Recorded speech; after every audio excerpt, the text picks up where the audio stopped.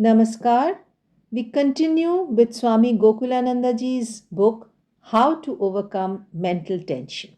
In today's lecture, which is recorded in chapter number 6 of the book, Strength Through Willpower, Maharaj will discuss the real secret of success.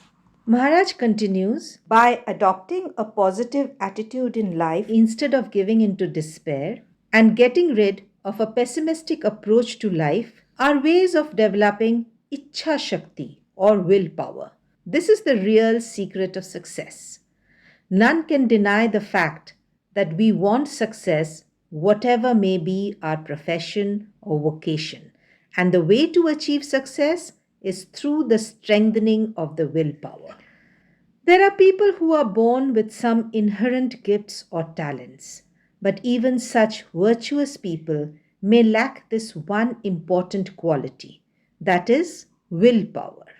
In such cases, all will come to naught and all will be in vain, as the person will not be able to put his gifts to the best possible use. Looking deeply into our own lives, we may find that the besetting tragedy of mankind is this lack of willpower. Even when we know that something is going to help us, we are unable to carry it out because we do not have the necessary tenacity. We are unable to avoid harmful things because our sanskars are such that our inborn tendencies prevent us from desisting. Maharaj says, to drive home this point, let me use some examples. We all know that we should use pleasant, decent language, that we should not get excited even under the most provocation. Psychologists advise that we should keep calm at all times. Somebody abuses me and uses bad language to provoke me, but I cannot react. In such a situation, we should look inwards. A refrain common to everybody is, many times I got angry and later I regretted it. Let me exercise my willpower in future.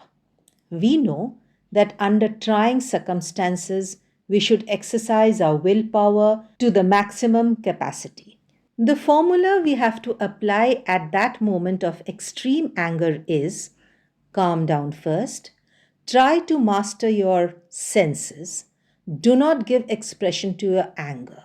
In this way, an awkward situation may be effectively handled. We know that often we get into trouble because we forget to be polite and we lose our temper many times, use bad language, and suffer. We know it is beneficial to lead a moral life. This does not prevent us from committing sinful acts because we cannot help ourselves. For instance, when we go to a temple, our mind soars high. We feel elevated. But the moment we do something bad, the same mind plunges down. Suppose we watch a video film on the life of Lord Gauranga and witness him lying in samadhi. We are inspired to strive for similar bliss. But when we watch a bad film on the same video, we are doing something we should not. We are aware of our mistake, but are unable to stop ourselves. We have no control over ourselves because we lack willpower. In brief, we must have control over our speech. We must desist from sinful acts and strive to do good. But we fail in all these and come to grief. Knowingly and unknowingly, we step into this trap of wrongdoing. All this is because we are constitutionally weak and sin is the easier way out. This, of course, is a negative doctrine. Swami Vivekananda, a true Vedantist, said during one of his lectures in the USA, "Who says we are sinners? It is a sin to call a man a sinner. We are the children of immortal bliss." What he meant was that we are prone to evil not because there is something wrong with us. We are intrinsically pure, divine, a spirit eternally free, according to Swami Vivekananda. We are led to do wrong because we lack willpower. Therefore, the important point is to strive to cultivate willpower, without which we will never be able to recover hope. In effect, we all want to lead a meaningful, purposeful life in this world, to become successful. But we find that in spite of our efforts, we fail. The ultimate analysis is that though we have no inherent defect, we lack the fundamental virtue of Ichha Shakti. Maharaj says, often I am asked how a person can develop willpower. But before we discuss the process which leads to the development of willpower, let us understand what willpower is. Willpower is that which helps a person to do what he or she knows is good or right and avoid those things which our inner voice tells us is wrong and should not be done under any circumstances. Willpower is something positive and creative, which enables us to follow the right path in a definite way. For instance, we would like to get up early in the morning or not watch a film on video or TV. We decide to remain calm under any provocation. If we develop willpower, we shall succeed in all this. Otherwise, we shall fail. Thus, we can say that willpower is that force which enables us to get rid of all bad forces and helps us to put into practice what we propose to do.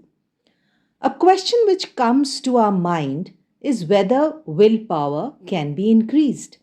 The answer is yes. Our past failures should not dishearten us. Let me recount an incident which happened in the life of Saint Augustine, a famous Christian saint who wrote a very valuable book called Confessions of Saint Augustine.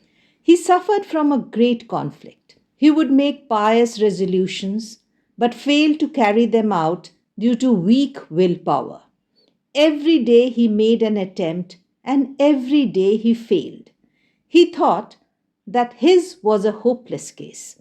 He would say that for one more day he would lead an immoral life, enjoy the pleasures of the flesh, have a moral holiday, and he would reform the next day.